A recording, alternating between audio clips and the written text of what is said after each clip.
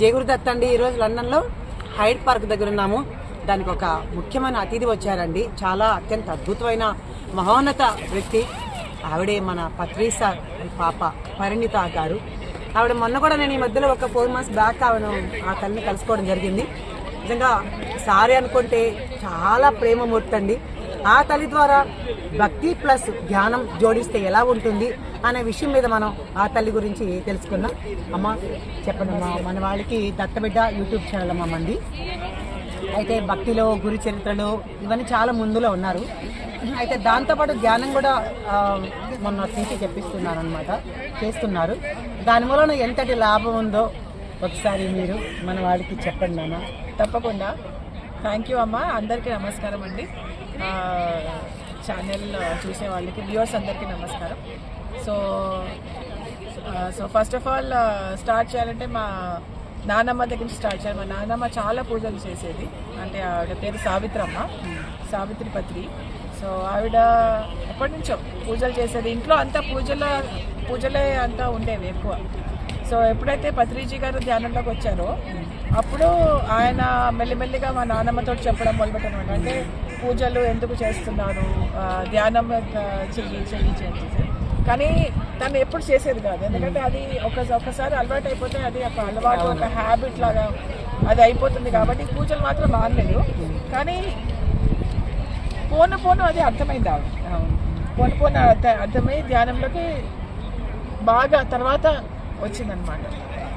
So Patriji చెప్పేది ఏమంటే అన్ని రకాల యోగాలు ఉన్నాయి. అంటే ఇప్పుడు భక్తి యోగం ఉంది. భక్తి యోగం అంటే ఏంటి?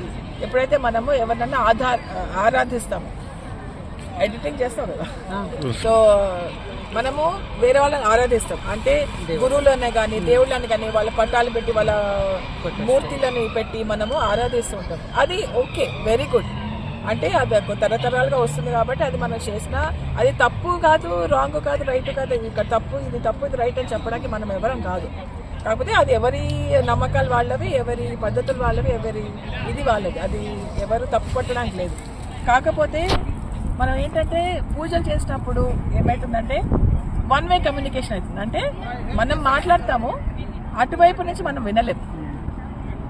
ఎప్పుడైతే మనం మాట్లాడతాం, నాకు ఇది కావాలి, అది కావాలి, అది నాకు ఇది చెయ్యి, అది చెయ్యి. మనం దేవుణ్ణి ఎన్నో రకాలుగా మొక్కుబడి కానీ లేకపోతే ఏదన్నా వ్రతాలు కానీ అభిషేకాలు ఇచ్చి ఎన్ని రకాలుగా మనం నేను బాగుండాలి, నా ఫ్యామిలీ బాగుండాలి, ఇది బాగుండాలి, నాకు అది చెయ్యి, ఇది చేసి పెట్టమని చేసి చాలా కోరికలు కోరుకుంటుంటాము. ప్రశ్నలు అడుగుతాము, క్వశ్చన్స్ వస్తాయి. సో ఇవన్నీ ఏంటంటే అన్ని అడుగుతాం, కానీ వినడానికి ఎలాగా మనము. సో దానికి మనం చేయాల్సింది ధ్యానం. మాట్లాడటమే కాకుండా వినాలి. మనం ఎవరైతే మాస్టర్స్ అన్నా దేవుళ్ళన్నా అని నమ్ముతున్నామో వాళ్ళ మాట కూడా మనం వినగలగాలి. వినగలిగితేనే మనకు ఆన్సర్స్ అనేది వస్తాయి, మన ప్రాబ్లమ్స్కి సొల్యూషన్స్ వస్తాయి, మన క్వశ్చన్స్కి ఆన్సర్స్ వస్తాయి, అన్నీ వస్తాయి. సో భక్తి యోగం కంటే ఉన్నతమైనది ధ్యాన యోగం.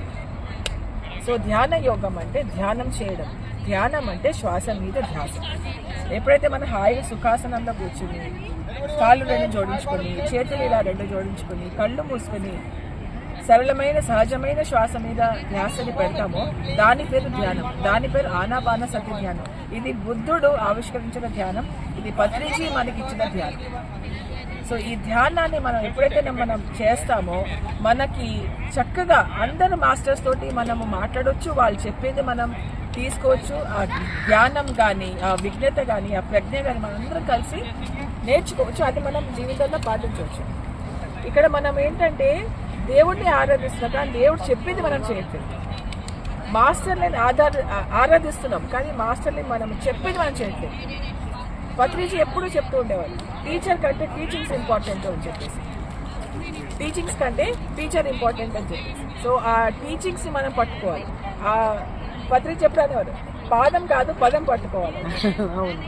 సో పాదం కాదు, మనం పదం పట్టుకోవాలి. ఏదైతే ఆ మహానుభావులు, ఆ దేవుళ్ళు, ఆ మాస్టర్స్ చెప్పారో అది మనం పాటిస్తే చాలు, అంతే.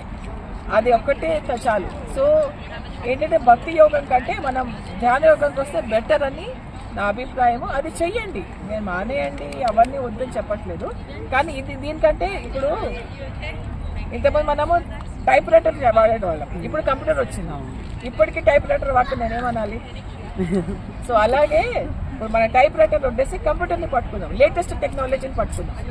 లేటెస్ట్ టెక్నాలజీని పట్టుకుని కంప్యూటర్ వాడితే ఇంకా ఫాస్ట్గా మనకి ఎంటర్టైన్మెంట్ వస్తుంది, మోక్షం కోసం వస్తుంది, మన కోరికలు తీరుతాయి, మన క్వశ్చన్స్కి ఆన్సర్లు వస్తాయి, మన ప్రాబ్లమ్స్కి సొల్యూషన్స్ వస్తాయి.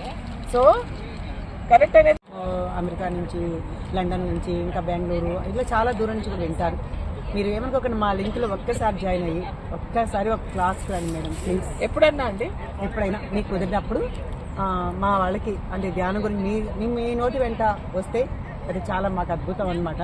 తప్పకుండా ఆ లింక్ మేడం లింక్ పంపిస్తే జాయిన్ అయ్యి ఒకసారి 3 to 4 మేడం మీరు ఇండియా వెళ్ళిన తర్వాత నేను ఒకసారి మీరు ఒకసారి నాకు చెప్పండి, నేను చేస్తాను తప్పకుండా. అంటే ధ్యానం రిసీవ్ చేసుకోవడానికి రెడీగా చెప్పడానికి రెడీగా తప్పకుండా చాలా అద్భుతం అనమాట. వాటి మీరు మాత్రం తప్పకుండా మన ఛానల్కి వచ్చి చెప్పాలి మేడం. చూశారు కదండి ఎంత ఎత్తుకు ఎదిగినా ఒదిగి ఉండడం. నేను వీళ్ళ ఫ్యామిలీలో అందరినీ చూశానండి. సార్ అంతే మనతో అలా కలిసిపోయి అబ్బో ఆడుకుంటారు పాడుకుంటారు.